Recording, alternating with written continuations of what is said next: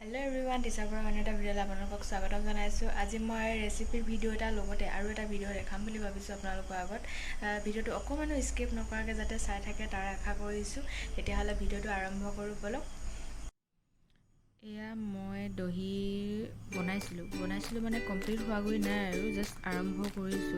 সেইকাৰণে কৈছিলো যে আপোনালোকৰ আগত আজি ৰেচিপি বুলিয়ে নহয় আৰু এটা মই ভিডিও আপোনালোকৰ আগত দেখাম বুলি।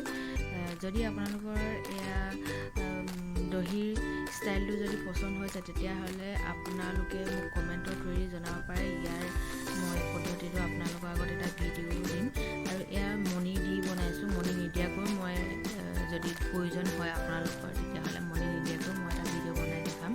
আৰু পাটৰ কাপোৰ বা ইয়াৰ চাদৰ সূতাৰে কি ধৰণে কৰিব পাৰে দহি ইয়াৰো অলপ ভিডিও দেখাম বুলি ভাবিছোঁ। যদি আপোনালোকে বিচাৰে তেতিয়াহ'লে মই হেয়াৰ ভিডিও এটা বনাম বুলি ভাবিছোঁ। আৰু বিশেষকৈ কৈ নাথাকোঁ, এতিয়া ৰেচিপি আৰম্ভ কৰোঁ বলক তেতিয়াহ'লে। এয়া হৈছে খুতুৰা আৰু মধুসোলেং টেঙা ইয়াত মিক্স হৈ আছে। আৰু এয়া গৰৈ মাছ সৰু সৰু জীয়াই থৈছিলোঁ কেইটামান। আৰু এইফালে লাই শাক মই ধুই পখালি লৈছোঁ। আৰু এইফালে গাহৰি মাংস। গাহৰি মই এতিয়া গৰম পানী অলপ দি ৰাখিম, উতলা গৰম পানী। মই বইল কৰা নাই, বইল কৰিলে টেষ্টটো মানে ইমান নাথাকে, সেইকাৰণে মই গৰম পানী দিয়ে ৰাখি লওঁ। তাৰপিছত এই খুতুৰাখিনি মই আৰু মধুসোলেং টেঙা মই সেনেধৰণে কাটি লৈছোঁ। তাৰপিছত দাইল অলপ লৈছোঁ আৰু এইফালে ধনিয়া, এইখিনি ইয়াত দি দিম। মধুসোলেং টেঙা আৰু খুতুৰা, তাৰপিছত দাইল ইয়াত দি দিম।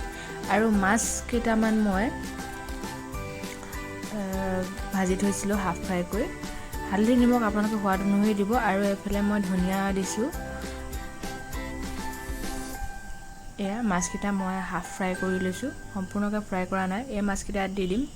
আৰু পানী আপোনালোকে নিজৰ ঘৰৰ মেম্বাৰ অনুযায়ী দিব। মই প্ৰায় 4 বাটি মানেই দিছোঁ, মিডিয়াম চাইজৰ বাটিৰে। তাৰপিছতে ইয়াত মই আৰু এটা দিম, সেয়া আছে মাছখিনি যিখিনি ফ্ৰাই কৰি ৰাখিছিলোঁ, সেয়া তেলখিনি মই ইয়াত দি দিম।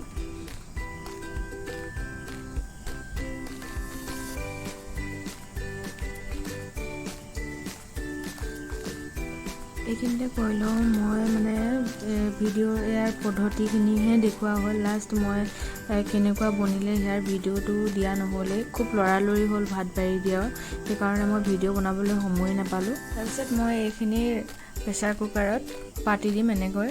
তাৰপিছত ইয়াতে বাকী এতিয়া গাহৰি মাংসৰ কাৰণে মই তৈয়াৰ কৰিছোঁ। ধনিয়া অলপ, পিঁয়াজ এনেধৰণে কাটি লৈছোঁ, আৰু শুকান জলকীয়া 2টা, আৰু আদা নহৰু আৰু কেঁচা জলকীয়া এনেকৈ পেষ্ট বনাই লৈছোঁ। আৰু এইখিনি গাহৰি মাংসখিনি গৰম পাত তিয়াই থোৱাখিনি এইখিনি মই ভালকৈ এতিয়া ধুই পখালি ল'লোঁ আৰু এনেকৈ ৰাখি থৈছোঁ। আৰু এইফালে লাই শাক মই এনেকৈ হাতেৰে মুচৰি লৈছোঁ। আৰু এইফালে দাইলখিনি মোৰ প্ৰায় হৈ গ'ল। আৰু মই ইয়াত এতিয়া আদা নহৰু পেষ্ট অলপ দি পিনি অকণমান দেৰি উতলাই ৰাখিম। তাৰপিছত এইফালে কেৰাহী মই গৰম কৰি লৈছোঁ। আৰু ইয়াতে মই চৰ্বি কেইপিচমান দি ল'ম। ইয়াৰে অলপ তেল উলিয়াই ল'ম মই। গাহৰি মাংস যিহেতু বহুত তেলেই হয়, সেইকাৰণে ইয়াৰে অলপ তেল উলিয়াই মই মিঠাতেল অলপমান দিম। এনেধৰণে গৰম কৰি ৰখা কেৰাহীত গাহৰি মাংস কেইপিচ এনেকৈ যদি চৰ্বি কেইপিচ দি দিয়া হয়, তেল ধুনীয়াকৈ ওলাই পৰে। আপোনালোকক মই ভিডিঅ'টো দেখাই থাকিম বাৰু তেল কেনেধৰণে ওলায়। এয়া দেখিছে নহয়, লাহে লাহে ওলাব ধৰিছে। এয়া মোৰ ভালেমানখিনিয়ে ওলালে, মই আৰু নুলিয়াওঁ। আৰু তাৰপিছত এতিয়া মই মিঠাতেল অলপমান দিম, বৰ বেছি নিদিওঁ, যিহেতু গাহৰি মাংসত বহুত তেলেই হয়, সেইকাৰণে কম দিছোঁ। বৰ বেছি অইল হ'লেও খাবলৈ বেয়া লাগে। এতিয়া মই ইয়াত শুকান জলকীয়া কেইটা দি দিছোঁ, 2টা শুকান জলকীয়া। তাৰপিছতে পিঁয়াজখিনি মই ইয়াতে দি দিম। পিঁয়াজ মই 2টা কাটি লৈছিলোঁ এনেধৰণে।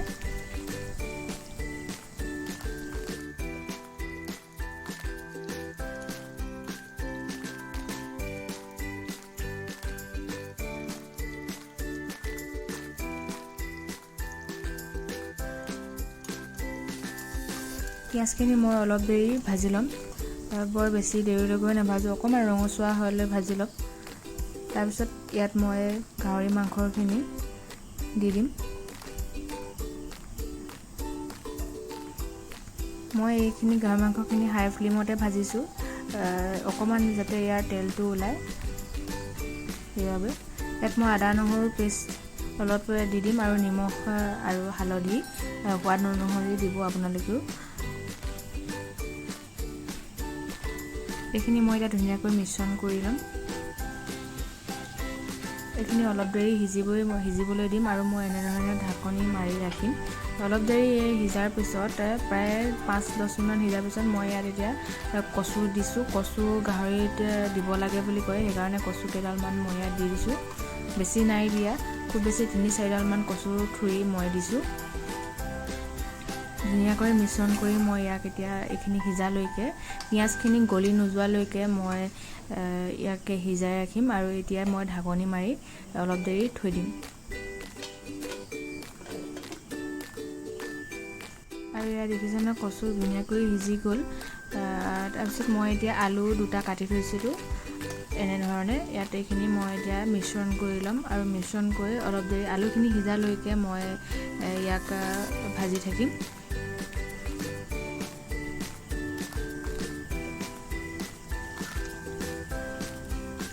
এয়া দেখিছে নহয় আলু সিজিছেগৈ।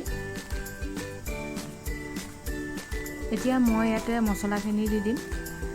মছলা মই বিশেষকৈ বৰ বেছি দিয়া নাই। ছানৰাইজৰ চাহী গৰম মছলা দিছোঁ অলপমান। তাৰপিছতে মই মিট মছলা অকণমান দিম।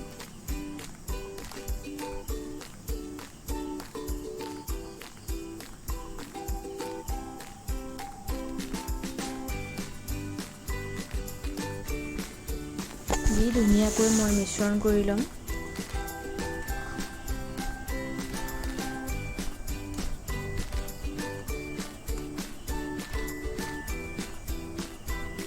এতিয়া আলু সিজিছে প্ৰায়। এতিয়া মই ইয়াত আদা নহৰুৰ অলপ পেষ্ট ৰাখি থৈছিলোঁ, সেয়া দি দিম।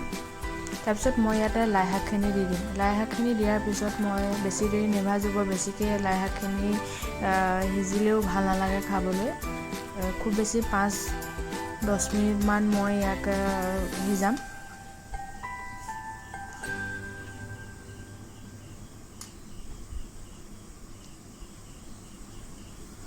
এইখিনি মই এতিয়া ধুনীয়াকৈ ঢাকি ৰাখিম। লাই শাক সিজিবলৈ বৰ বেছি টাইম নালাগে বাৰু, তথাপিতো মই 5-10 মিনিটমান ইয়াক সিজাম। ইয়াত দেখিছে নহয় ধুনীয়াকৈ সিজি গৈছে। ইয়াত এতিয়া মই ধনিয়া অলপমান কুটি ৰাখিছিলোঁ, সেইখিনি দি দিম। এতিয়া যিহেতু ধনিয়া ছিজনে বাৰু, এয়া মোৰ লাই শাক আৰু গাহৰি মাংসৰ আঞ্জা তৈয়াৰ হৈ গ'ল। ভিডিঅ'টো মই শেষৰলৈকে চাব বুলি ক'লোঁ হয়, কিন্তু লাষ্ট মই ভিডিঅ'টোৰ ছাৰ্ভ কৰা ভিডিঅ' দিব নোৱাৰিলোঁ। বৰ খৰখেদা হোৱা নিচিনাও হ'ল আৰু আলহী আহিছিলে, প্লাছ ভাত বৰাও বহুত লৰালৰি হোৱা নিচিনা হ'ল। সেইকাৰণে মই লাষ্টৰ ভিডিঅ'টো মই বনাব নোৱাৰিলোঁ ছাৰ্ভ কৰা, তাৰ কাৰণে চৰি। আৰু যদি বাকীটো মই সকলোৱে দিছোঁ আৰু যি মই তাত পদ্ধতি ইউজ কৰিছোঁ বা যেনেধৰণে দিছোঁ। আপোনালোকে যদি মোৰ ভিডিঅ'টো চাই ভাল পালে, তেতিয়াহ'লে আপোনালোকে ঘৰত ট্ৰাই কৰি চাব পাৰে। আৰু সঁচাকৈ খাবলৈ বহুত সোৱাদ হৈছিলে বাৰু, খালি মই ভিডিঅ'টো লাষ্ট বনাব নোৱাৰিলোঁ, তাৰ কাৰণে বৰ দুখ লাগিছে মনটো বাৰু। একো নাই, অন্য এদিন মই আকৌ বনাম লাগিলে ভিডিঅ'টো। আৰু আজিলৈ ভিডিঅ'টো ইমানতে সামৰিছোঁ। নতুন এটা ভিডিঅ'ত লগ পোৱাৰ আশাৰে আজিলৈ bye bye, take care all.